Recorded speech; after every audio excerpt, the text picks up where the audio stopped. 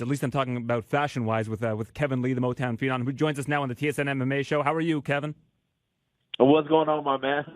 Well, as I've always told you, I think you're one of the best guys to interview in the sport. I think you're going to be a broadcaster in MMA when all's said and done.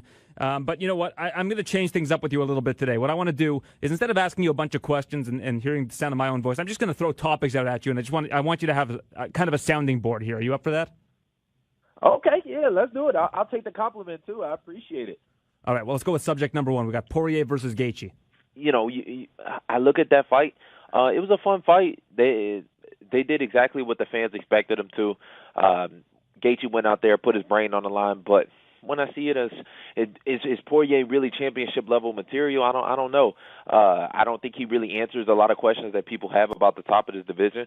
He's in a different category. He's in that have a fun fight type of category. So I look at that. It was a good fight. It was a good fight for the fans. It was good, good overall. But I don't know.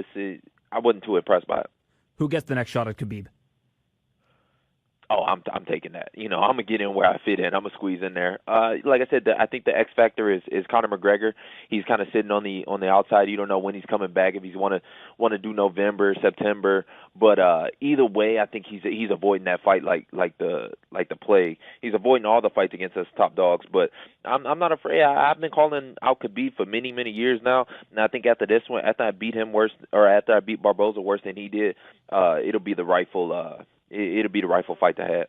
How do you get that done? How do you get it so that you stand out to get that shot? Yeah, half of this battle is going to be convincing the man to fight. That man don't want to fight nobody. He wants to hold on to that imaginary but I feel like he has to fight the top of this division if he wants to walk around calling himself the champ. 155, it's been a little confusing these past couple years. I feel like I'm taking some responsibility for that. If I would have showed up healthy against Tony Ferguson last October, that weekend in Brooklyn would have looked totally different, and the folks would really know. But I'll right all those wrongs within the next year or so. Khabib, I'll get him to fight one way or another, but he's going to try and hold on to that and I'm going to be the one to take it. You live in Vegas. I'm going to run one of the odds by you. The odds of you knocking out Barboza is 10-1. Do you want to call some of your friends in Vegas and let them know? Ooh, I like that. That sounds like some good money for my folks to be had. I don't really pay too close attention to the odds, the rankings, all that. It's made by a bunch of folks that ain't never fought a day in their life, and they never took off their shirt and kicked off their shoes and got in there. So I don't really pay much attention to them, but that sounds like some good money to be had by my folks. Yeah, just to be clear, that's not for you to win. That's just by knockout. Yeah, no, I'm with you. Conor McGregor's bus incident. That whole thing, it was all laughable. When I say it, it's a joke. I don't really understand it. The guy wants to be a gangster and all this, but he might have grew up poor, but he ain't really grow up in the streets. He don't really know nobody that grew up in the streets, apparently, because there's so many better ways to get that done. If he really wanted to be touched with that kind of money that he's walking around with, it should have been done. If he really wanted to fight Khabib, then all he had to do was sign the line. But like I said, he's another one of these dudes. These guys don't want real challenges. They don't want real fights. And I'm here to restore some order to this division. Eddie Alvarez. Eddie's washed up. Eddie know it. The Eddie fight interests me in the long run just because I think it'll be a fun fight. It's easy money. I never turn down easy money. So that Eddie fight is still there to be had. Like I said, I got a lot of options in this game, and Eddie's one of them. And Eddie's like a tune-up fight. He was one of the names offered on this one, but I chose the bigger challenge in Edson Barboza. Eddie's sitting out. He couldn't even take the fight versus Khabib because he said he was too fat. And it's like, what kind of is that? What are we supposed to be professionals here? He walking around and enjoying the spaghetti, I guess. Nate Diaz. Nate's another one of those dudes. Nate's been washed up for a while. He lucked up. He had his payday. He had his little moment in the sun. I don't know. He sits on the side. The Diaz brothers, both of them, they did a great job convincing the fans that somehow that they're real fighters. When neither one of them really want to fight, and they've shown it time and time again. So I'm not a bully. I called out Nate for this when he was talking about trying to come back and fight. I told him to shut the up and go back to riding the bikes in the park. And then that's what he posted on his Instagram. So I'll take it. I got my way, and he's sitting back, and I'm doing the real work. All right, here's a fun one. One of the UFC's rankers having you ranked 12th at lightweight, behind Charles Oliveira. I mean, I don't know who that dude is. I don't know if you can even call him a UFC ranker. It sounds like one of these Atlantic City, reporters around here. I don't know. They still stuck in the '90s. Look, I'm bringing these guys to the new era. A lot of these dudes are stuck on boxing, and they still looking in the past, still living 10 years ago and wearing big saggy jeans and white t-shirts. So I'm going to bring them into the future and show them what the real deal is. It don't matter to me. You elaborate on that. What's going on in Atlantic City? I know a lot of them, there was a hotbed for boxing a long time ago. What are these writers asking you that's so strange? Like I said, they just need some new money around here. We went on a big Atlantic City press tour, and I'm just kind of looking around, and I've been living in Vegas for the past couple of years, and it's definitely you've heard it before, but it's definitely the poor man's side of Vegas, and it's just I walk into some of these offices, and they built like the '90s offices. People still walking around in cubicles and got their pocket protectors on, and I'm like, come on, what are we doing here? What's the deal? It's a long way from Hollywood. I'll say that. Well, they did open like this gigantic, I think it was like $1 billion hotel in Atlantic City, and it closed after a couple of months.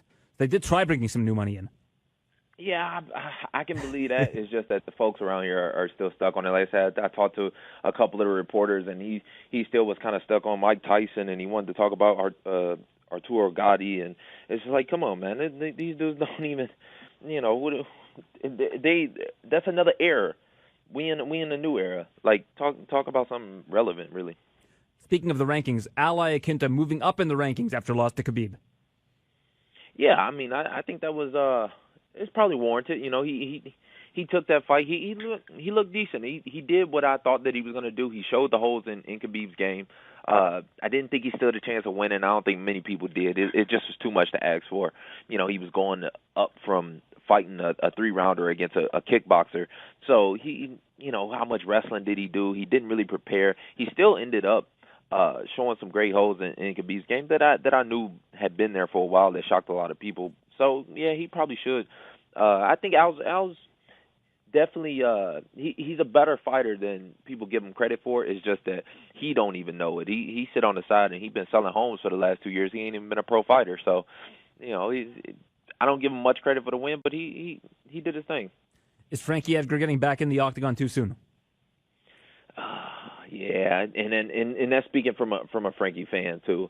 I'm glad that he's here. I'm glad that he's on the card. It's going to fill up the folks are going to go crazy for him. But if you're asking me from a fan perspective and as a fan of him, I would have liked to see a little more time, especially after coming off his first big knockout loss like that. Frankie's taken a lot of damage over his career, and he's got a long life after this. So I think the body should come first. Your brother Keith Lee. My brother, he's going to be in my corner this weekend, and he's still on the up and up. He had a tough one his last outing. The judges robbed it from him. Anybody who saw the fight, anybody who saw the replay, but I still give him another year before he's at the top of this division at bantamweight. So about him right now, it's just all about the experience. He's getting that out. He's getting these fights. He's understanding a little bit more about himself and about fighting. But he's a freak athlete. He's a better athlete than me, actually. Can you pull some strings, get him on the Contenders series? Yeah, I think that's the next move. We'll see. We'll see how this whole thing plays out. I think he's got still one on the horizon coming up this next month or so.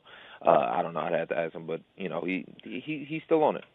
And finally, last question: how does this fight end between you and Barboza this weekend? The fight's going to be explosive. You got the two best athletes in the division going against each other. I think whoever is going to edge out that mental game is going to be the winner, and then that's what I'm going to show. I think once my mental side of it catches up to the physical, there's not a man in this division that can stop me, and Barboza is like the best one to show that against. The fight's going to be exciting. he gonna be trying to take my head off. I'm gonna be trying to take his off, and I'm gonna give him I'm gonna take whatever he gives me. All right, Kevin. Well, it's always a pleasure catching up with you. I'm glad I didn't have to waste my own words because I know you give